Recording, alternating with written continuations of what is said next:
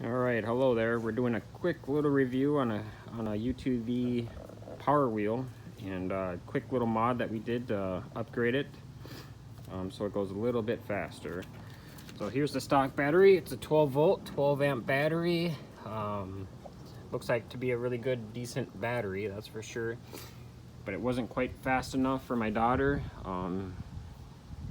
This power wheel is pretty impressive. So you just pop the hood here,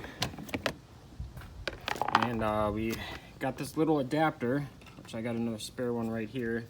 It's just an 18 volt adapter for the Milwaukee Fuel drill, and it works pretty amazing. You just put a little connector, quick connectors there on the positive and negative, and plug in your whatever you got, a 5 amp, 8 amp battery, 12 amp, and lasts a long time. And like I said, it's 18 volts versus 12 volts, and really goes. So we'll put the hood back on,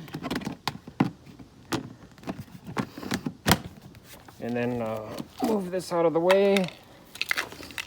All right, Brandon, go show them how it goes.